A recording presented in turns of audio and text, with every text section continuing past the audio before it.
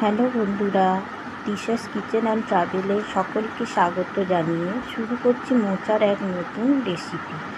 মোচার তরকারি তো সকলেই খেয়েছেন, কিন্তু এই রেসিপিটা ট্রাই করে দেখতে পারেন। এটা রুটি, লুচি, ভাত, পোলাও সকলের সাথেই খুবই ভালো লাগে। তাই আজ আমি একটা মোচা নিয়েছি। মোচাটার সমস্ত পাপড়িগুলো ছাড়িয়ে ছোট ছোট ফুলগুলোকে বের করে নেব।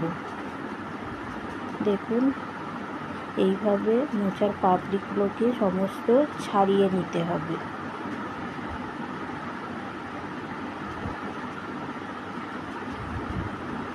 এইভাবে সব ফুলগুলোকে একে একে বার করে নেব।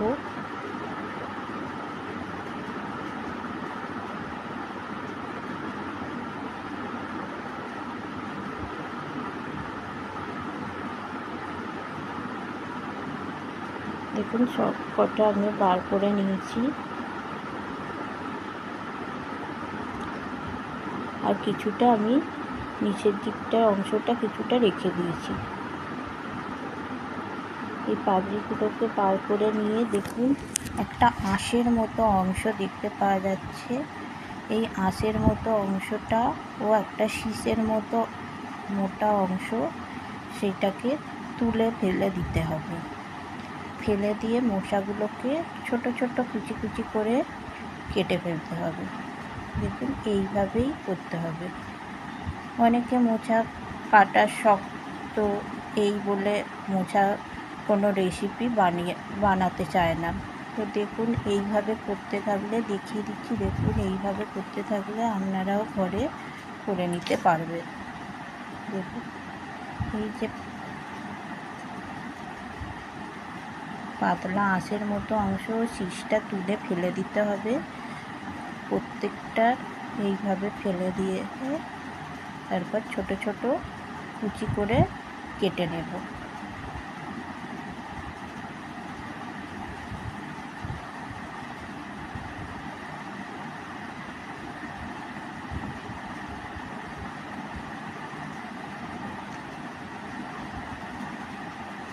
দেখুন, আমি ভালোভাবে দেখিয়ে দিচ্ছি আপনাদের, যাতে দেখতে সুবিধা হয়, তার জন্য আপনাদেরকে ভালোভাবে কাছ থেকে দেখিয়ে দিচ্ছি। দেখতেই পাচ্ছেন, আঁশের মতো অংশটা ও শীষ মতো অংশটাকে ফেলে দিতে হবে।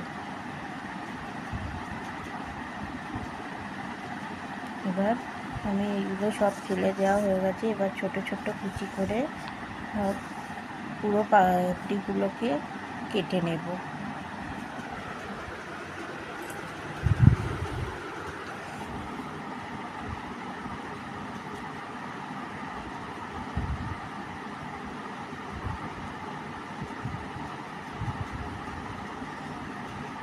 ছোট ছোট কুচি করে সমস্তটা কাটা হয়ে গেছে। দেখতেই পাচ্ছেন। এবার এটাকে আমি সামান্য নুন আর হলুদ দিয়ে হালকা সেদ্ধ করে নেব। আমার হালকা সেদ্ধ করা হয়ে গেছে। দেখুন, জল দিয়ে হালকা সেদ্ধ করা হয়ে গেছে। এবার জলটা একটু ঠান্ডা হয়ে গেলে জলটা ছেঁকে ছেঁকে বের করে নেব। চেপে চেপে বের করে একটা অন্য পাত্রে রাখবো। এখন এইভাবে চেপে চেপে জলটাকে বার করে নিতে হবে মোচা থেকে।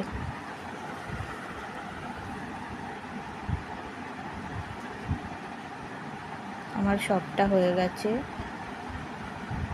দেখুন, আর একটুও গায়ে জল লেগে নেই, একদম পুরো শুকনো হয়ে গেছে। এবার এইটাকে আমি মেখে নেব।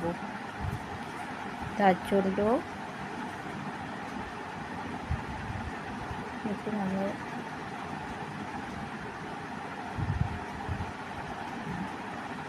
দুটো বড় সাইজের আলু নিয়েছি, সেদ্ধ করে নিয়েছি, সেটা লঙ্কা কুচি করে নিয়েছি এবং চীনাবাদামকে হালকা ভেঙে নিয়েছি। চীনাবাদাম ভাজা হালকা ভেঙে নেওয়া আছে।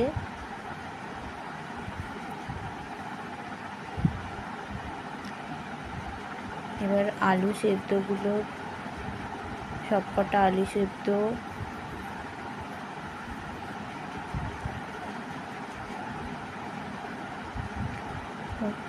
কাঁচা লঙ্কা,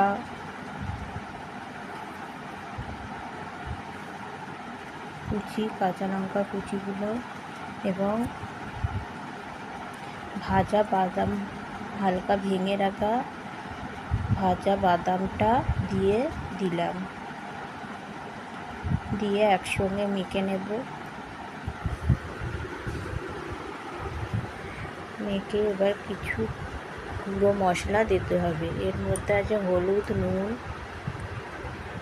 চিনি, লঙ্কা গুঁড়ো ও ভাজা মশলা। নুনটা আমি সামান্য পরিমাণেই অ্যাড করেছি, কারণ আমি সেদ্ধর সময় হালকা নুন দিয়েছিলাম, তাই অল্প পরিমাণেই নুনটা অ্যাড করেছি। ভাজা মশলাটা তো আপনারা পরে আমি একটা রেসিপিতে দেখিয়ে দেবো কীভাবে ভাজা মশলা তৈরি করতে হয়।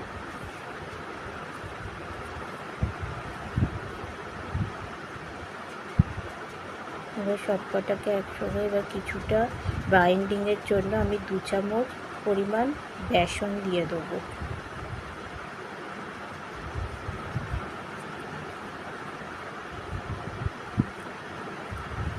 বেসন দিয়ে সামান্য একটুখানি জল অ্যাড করব।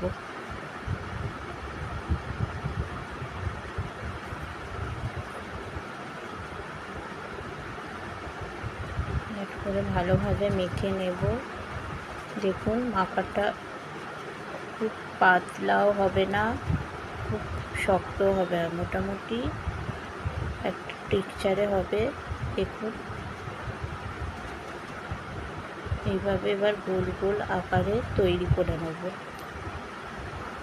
যে যেরকম আকার দিতে চান সে সেই রকম আকারে তৈরি করে নেবেন। আমি এখানে গোল গোল আকারে তৈরি করেছি। যেমন সবকটা কোপ্তা গোল গোল আকারে তৈরি করে নেব। আমার সবকটা কোপ্তার আকারে তৈরি করা হয়ে গেছে। এবার আমরা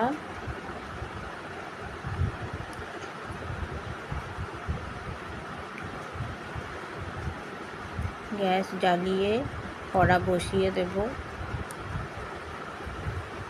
কড়া গরম হয়ে যাওয়া পর্যন্ত অপেক্ষা করব।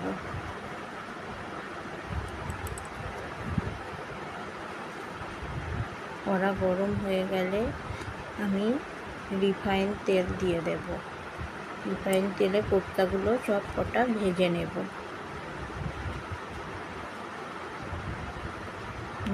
কড়াই আমি রিফাইন তেল ঢেলে দিয়েছি।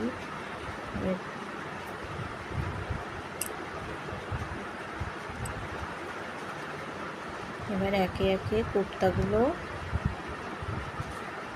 সব ছাড়তে থাকবো।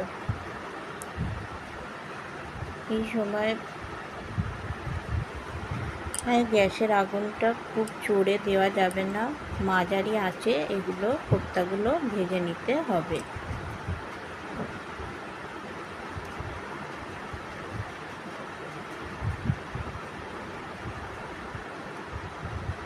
কিছুটা কোপ্তা দিলাম প্রথমে,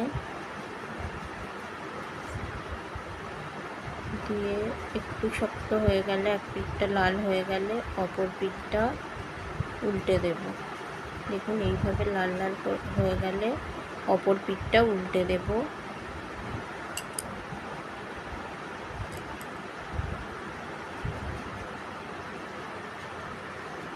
এইভাবে দু পিঠ ভালোভাবে ভেজে নিতে হবে।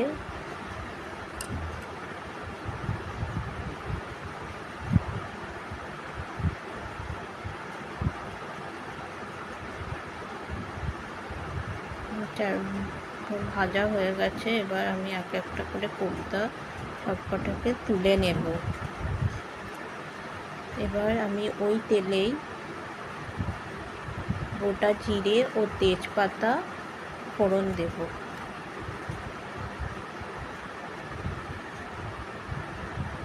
দেখুন গোটা জিরে ও তেজপাতা পাতার হালকা গন্ধ এলেই আমার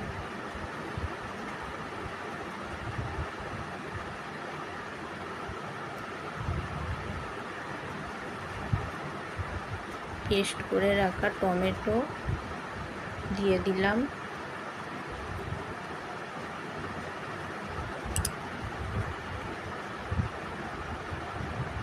দিয়ে একটু নাড়াচাড়া করে 1 মিনিটের মতো নাড়াচাড়া করতে হবে যাতে টমেটোর কাঁচা গন্ধটা চলে যায়।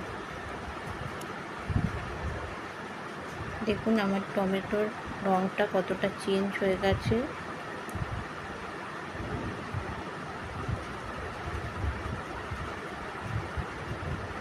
এরপর আমি আদা পেস্ট দিয়ে দেব।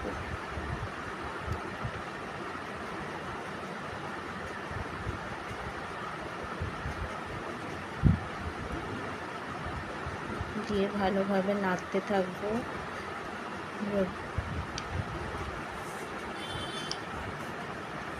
আদার কাঁচা গন্ধটা চলে গেলে এরপর আমি সমস্ত মশলাগুলো, গুঁড়ো মশলাগুলো দিয়ে দেবো। এর মধ্যে আছে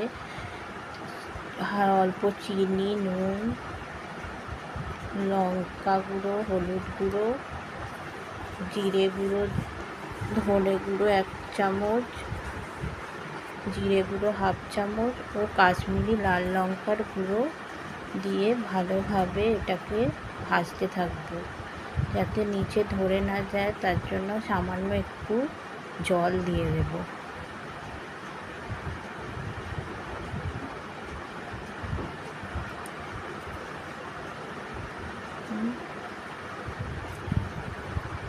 নাড়তে নাড়তে দেখুন চারিদিক থেকে তেল ছেড়ে গেছে।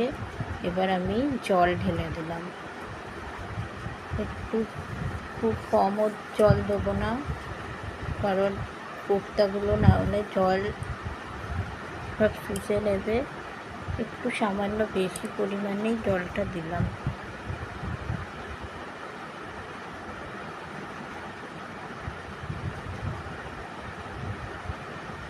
দেখুন জলটা ভালোভাবে ফুটে উঠলেই আমি সব কোপ্তাগুলোকে একে একে ছেড়ে দিতে থাকবো।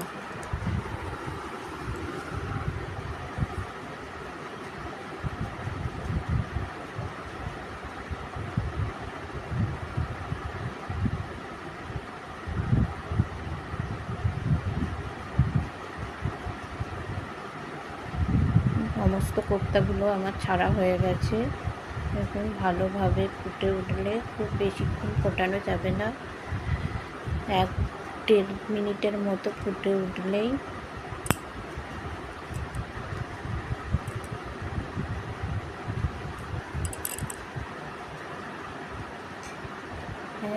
হাফ চামচের মতো গরম মশলা গুঁড়ো ও 1 চামচ ঘি দিয়ে দেব।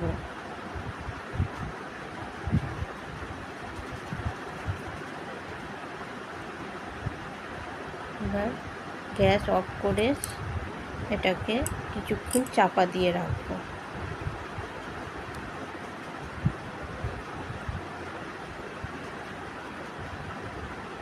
প্রায় 1 মিনিটের মতো চাপা খুলে